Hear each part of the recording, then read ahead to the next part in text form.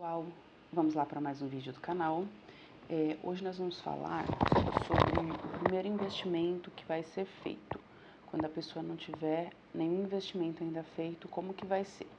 Como que vai funcionar, tá? Bom, vamos lá. Deixa eu diminuir um pouco aqui. Beleza. Bom, qual deve ser o seu primeiro investimento? A primeira coisa que eu quero falar é uma frase que eu ouvi uma vez, que dizia assim: não faça seus sonhos caberem no seu bolso, faça o seu bolso possibilitar a realização dos seus sonhos. O que acontece? Muitas vezes a pessoa fala assim: eu vou comprar tal coisa porque eu parcelo e daí cabe nas parcelas do meu pagamento. Eu vou viajar agora porque a viagem eu posso parcelar e daí cabe no meu salário. Não é assim que você deve pensar. Você deve pensar assim: primeiro fazer o seu bolso render para depois você usufruir daquilo que você já guardou. Não que você não deva viver a vida, porque a vida tem que ser vivida agora. A gente não sabe o dia de amanhã. Mas fazer um pé de meia, né? É uma reserva financeira para te manter tranquilo no seu dia a dia, para você trabalhar tranquilamente, ok? Bom, vamos lá. A primeira coisa que você vai ter que ter, a primeiro investimento que você vai ter que fazer vai ser da sua reserva de liquidez. O que é a reserva de liquidez? Ela é conhecida também como reserva de emergência, tá?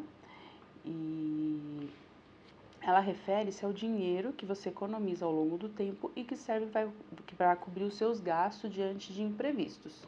Essa deve ser a sua meta número 1. E de quanto deve ser essa reserva de emergência? Essa reserva de emergência, ela deve ser dividida em duas partes, tá? Uma reserva de emergência para o seu consultório, sendo pessoa jurídica ou não.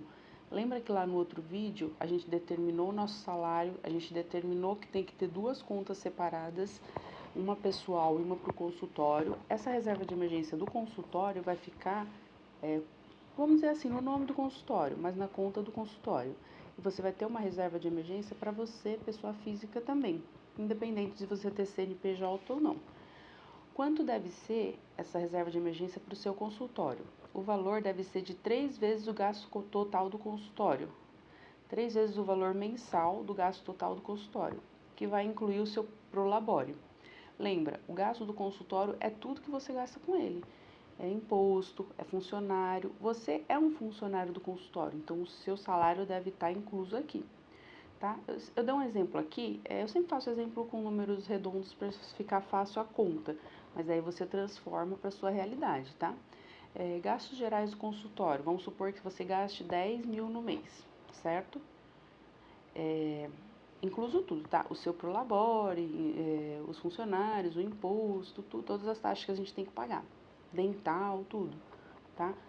Vamos supor que os gastos gerais do consultório é de 10 mil, então, no total, o gasto do consultório é de 20 mil reais por mês. Esse é um exemplo, tá? A sua reserva de emergência vai ser 3 vezes esse gasto mensal, ou seja, 3 vezes 20 mil, que vai dar 60 mil de reserva de emergência.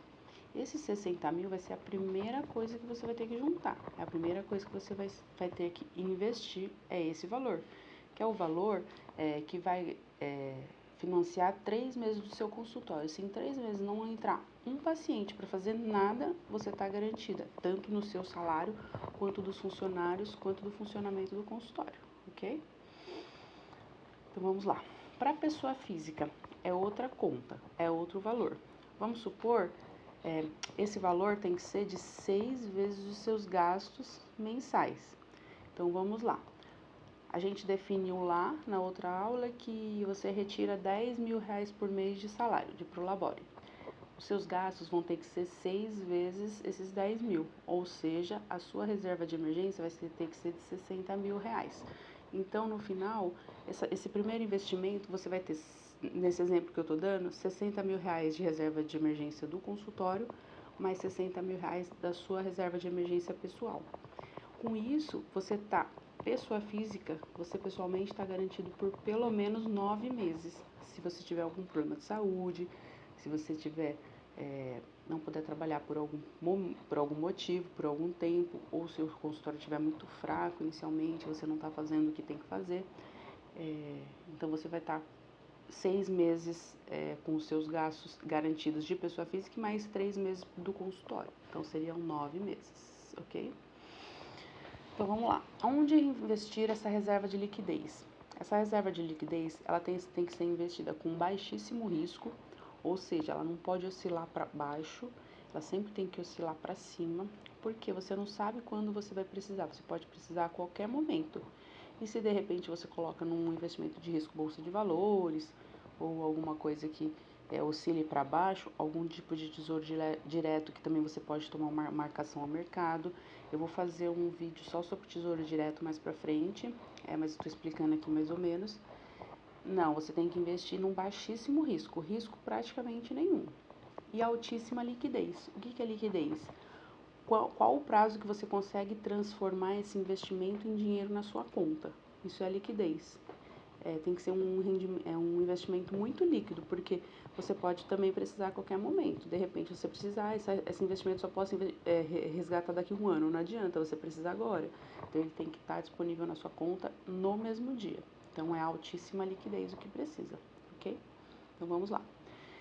Onde investir essa reserva de liquidez? A primeira opção é o Tesouro Selic, tá? O que é o Tesouro Selic? É um título de renda fixa pós-fixado atrelado à remuneração da taxa básica de juros da economia, que é a taxa Selic. Esse título é emitido pelo governo, tá? Então, o risco dele é o risco país. Qual o risco do Tesouro não te pagar o seu dinheiro?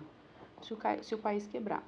Então, se o país quebrar, o Tesouro não vai pagar, mas nenhum banco também vai te pagar, porque até o país quebrar, todos os bancos já vão ter quebrado praticamente.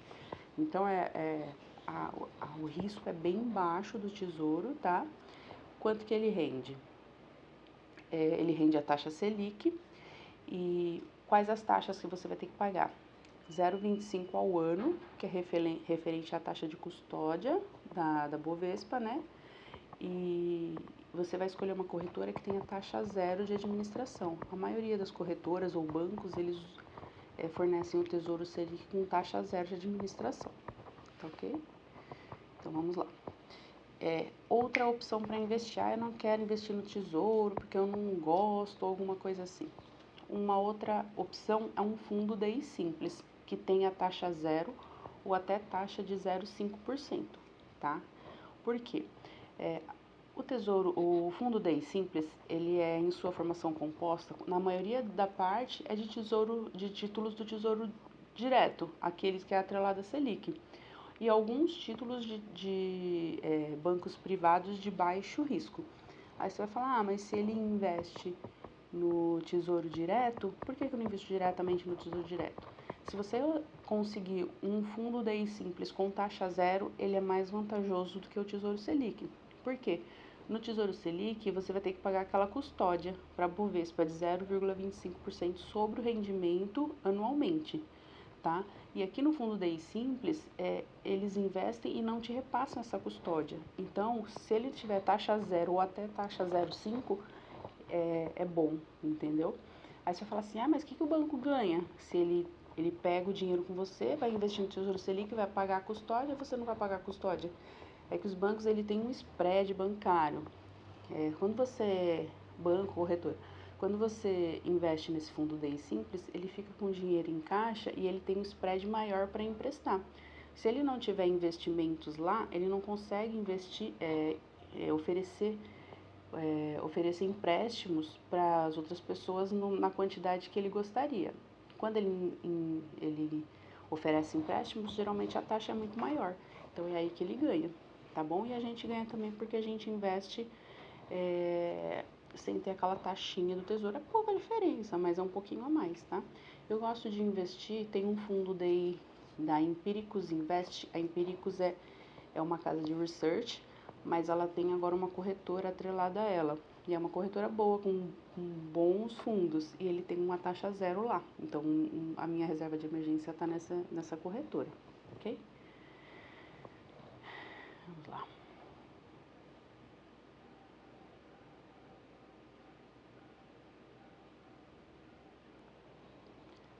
Agora, quanto à tributação, tá? Assim como a maioria dos investimentos em renda fixa, o Tesouro Selic está sujeito à incidência de imposto de renda e de IOF sobre a rentabilidade no período. Para o imposto de renda, as alíquotas são as seguintes, tá? Então, é assim, o IOF ele só incide se você investir e resgatar dentro de 30 dias. Se você passar dos 30 dias, não incide mais o IOF, tá? Até 180 dias vai incidir 22,5% sobre o que rendeu. Isso que é bom, né? Não é sobre o montante total, é só sobre o que rendeu. De 181 a 360 dias, 20%. De 361 a 720 dias, 17,5%. E acima de 720 dias, 15% sobre o imposto de renda. A menor alíquota, você tem menor alíquota quanto mais tempo você deixar o dinheiro investido, tá? O importante é você não deixar menos de 30 dias para você não pagar o IOF. O imposto de renda, não tem jeito, tem que pagar, tá? E outra coisa que eu ia falar, né? O fundo DI também é assim. Se você resgatar menos de 30 dias, ele vai sofrer imposto de renda e IOF, tá? E mais de 30 dias é a mesma alíquota do imposto de renda no Tesouro Selic. É a mesma coisa. Você não precisa se preocupar em recolher, em pagar nada. Quando você resgata o valor, já vem descontado o imposto de renda, já vem o valor líquido para você. Você não precisa se preocupar. A única coisa que você vai ter que fazer é na declaração anual do imposto de renda, você vai ter que lançar esses valores. Mas isso, anualmente, as corretoras, os bancos emitem os informes de rendimento. Aí, nesses informes de rendimento, já está tudo certinho como declarar. Eu declaro tudo através do meu contador, né? Então, eu coleto todo o material, mando tudo numa pasta, mando para ele e ele declara para mim. Eu acho que, assim, cada um na sua área, né? Tem pessoas que gostam de fazer. Eu já prefiro mandar para um profissional e aí ele, como eu tenho vários tipos de investimento em vários lugares, eu deixo ele se virar, tá bom? Aqui eu vou dar uma dica extra, tá? Um bônus. O ideal é que você tenha uma conta corrente que também te pague rendimentos. Por quê? O dinheiro está entrando durante o mês, entra e sai, mas tem alguns dias que ele fica parado lá. Enquanto ele fica parado, ele tem que ficar rendendo também. Um banco que eu estou usando bastante, que é um banco digital, é o IT, do Itaú. É um banco digital do Itaú. Então, você abre a sua conta, é gratuito, não tem nenhuma taxa, né? Não tem nada, você tem cartão e tudo. Tudo que você precisa de uma conta, você abre rapidinho. E aí eu vou mostrar aqui pra vocês como funciona, ó. Ele tem tanto conta pessoa física quanto pessoa jurídica, você pode escolher. E ele não tem taxa nenhuma, tá? Aí ele diz aqui seu dinheiro rende mais que a poupança. Ele vai render 100% do CDI. O dinheiro que tá na conta corrente, você não precisa fazer nada, é só deixar ele lá. Cada dia que ele ficar parado, ele rende 100% do CDI, tá bom? Vou mostrar aqui pra você um exemplo, ó. Esse é um print da minha conta. Se você ver, ó, tá vendo, ó? Teve aqui, ó, um rendimento de R$ 5,61, aí teve um rendimento de R$ 3,41, outro ali de R$ 3,07, mais um de R$ 3,07. Tudo isso, se você somar no final do mês, dá um bom valor. É um valor que você pode usar para outras coisas, tá bom? E aqui, esse valor que rende já é descontado imposto de renda, já é descontado tudo, você não precisa se preocupar com nada, tá? Conta IT do Itaú. Essa ideia eu descobri esse banco, né? E aí eu até tenho uma conta no Itaú que ele diz que rende diariamente também. Só que eu fiz a comparação, né? Eu deixei o mesmo valor numa conta, deixei o mesmo valor na outra. E aqui rende muito mais do que lá. Lá eles pagam muito menos, muito pouquinho, assim, tipo, rendia 1 centavo, 2 centavos. Eu não via diferença nenhuma. E aqui já rende um valor substancial, tá bom? Você pode fazer isso tanto na sua conta pessoal quanto do consultório, porque você recebe lá, vamos supor, no exemplo que a gente deu, R$ 10.000, dia 1º, cai na sua conta. Dia 1º não tenho nada para pagar, tá lá os 10.000. Quando virar um mês, já tá mais de 10.000. Quando virar o dia, passa o outro dia, se você não usou, tá lá mais de 10.000. Aí eu só vou ter conta para pagar, vamos supor, dia 5. Até o dia 5 ele tá rendendo, às vezes rendeu 5, 10, 15, R$ 20, tá lá na sua conta, entendeu? Isso aqui é como se fosse uma renda extra também, é um tipo de investimento. Aí, conforme você for pagando, as suas contas, os rendimentos vão diminuindo, tá bom? E, bom, essa é a ideia que eu queria dar. Eu vou colocar um link aqui na descrição do vídeo para abertura de conta. Caso você queira conhecer ou abrir a conta, clica no link, entra lá e rapidinho, 5 minutos a conta tá aberta, tá bom? Não tem nada de burocracia para fazer, certo? Bom, era isso que eu queria falar. Você já está apta para fazer o primeiro investimento, tá? É o primeiro passo mesmo, é a reserva de emergência, um fundo bem simples ou tesouro direto.